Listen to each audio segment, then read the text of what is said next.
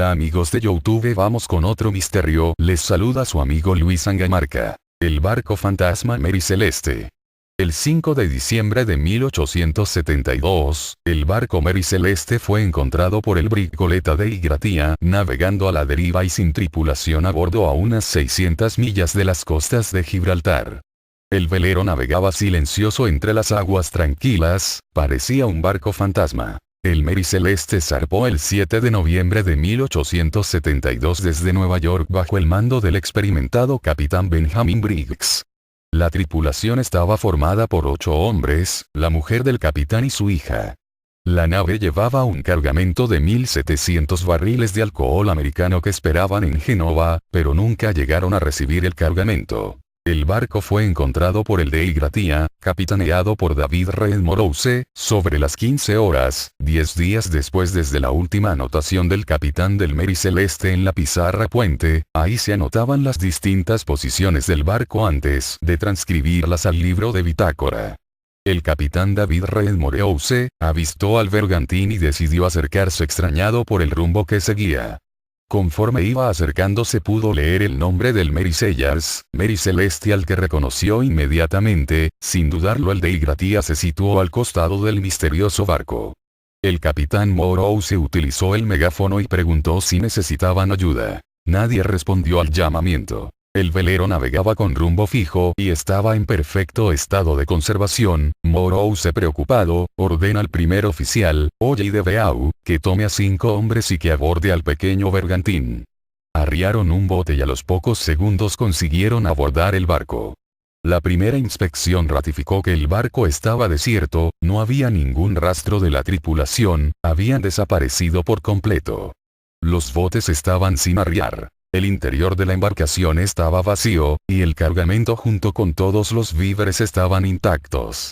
El primer oficial encontró joyas, dinero, un valioso medallón de oro, muebles, libros, cartas personales y prendas de vestir. Todo estaba en orden, parecía que la tripulación todavía seguía allí. Pero no había nadie. Era un barco fantasma. De Beau encontró tirada la barra de sondeo, e inmediatamente la utilizó para comprobar el nivel de agua que había en la sentina. Una vez verificados los datos, comprobó que solo tenía 1 metro, lo que no parecía suficiente razón como para abandonar un barco de estas características. Pero lo que sorprendió aún más a De Beau, fue hallar en la cocina, sobre un fogón todavía caliente, una cacerola con un pollo recién cocido y unos tazones de té aún tibios sobre la mesa central. Todos los datos eran confusos, todo estaba ordenado, los objetos pequeños reposaban en sus mesas y estantes. Si hubiera habido un temporal o colisión se hubieran caído. El diario de navegación lo encontraron en la camareta del capitán, y la última anotación del 24 de noviembre no reflejaba nada extraordinario que pudiera explicar la misteriosa desaparición de la tripulación. El capitán Morose fue informado inmediatamente, solo pudo deducir que la tripulación había sido víctima de una tormenta, pero De Beau contradijo a su superior. He encontrado una máquina de coser y sobre ella un frasco de aceite que difícilmente hubiera aguantado ahí de haber sufrido un fuerte oleaje. El capitán miró a De Beau. En su rostro se reflejó la perplejidad. ¿Qué había sucedido con la tripulación? ¿Por qué huyeron? Y en tal caso, ¿con qué medios, si los botes de salvamento estaban todos en su sitio? Finalmente Morose hizo pasar algunos hombres al barco fantasma, con la intención de tripularlo hasta Gibraltar, donde presentó una demanda por indemnización por su recuperación. Cuando el Mary Celeste arribó a puerto, el mismo presidente del Consejo Marítimo de Su Majestad, Mr. J. Sotiflu, inició una minuciosa investigación. Los días 18 y 20 de diciembre, De Beau y sus hombres fueron interrogados por Sodi. Pero el informe de la comisión no logró aclarar el misterio, concluyendo que la teoría más plausible era que la tripulación consiguió apoderarse de la carga y los marineros en plena borrachera asesinaron al capitán y a toda su familia, huyendo a bordo de otro barco. Pero esta conclusión personal tuvo pronto sus réplicas. Shufeldt presentó una alegación, argumentando que no existían indicios de violencia en ninguna parte del barco.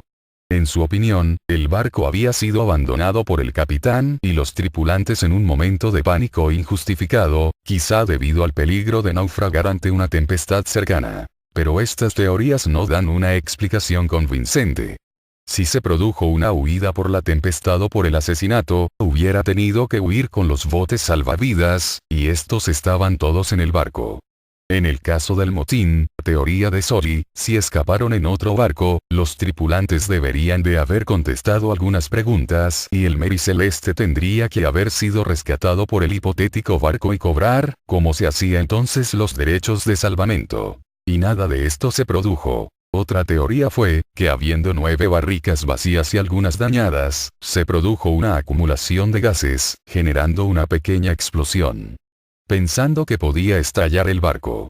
Pero para huir necesitarían un bote, y como hemos dicho antes, todos los botes estaban en el barco y por otro lado no hay informe alguno que señale que hubo una explosión en la bodega, solo se limita a señalar que había barriles vacíos. Por otra parte, no se encontró un cabo a remolque. El 14 de marzo de 1873, el Tribunal Marítimo de Gibraltar dictó sentencia, Morose y su tripulación cobrarían la cantidad de 1.700 libras por el rescate del Mary Celeste. Suma ridícula para los que pensaron que los dos barcos se habrían puesto de acuerdo para poder cobrar el rescate. Son muchas las teorías que han intentado dar una explicación razonable al misterio, pero incluso en nuestros días se desconoce lo que pudo ocurrir aquel día de diciembre de 1872 a bordo del Mary Celeste.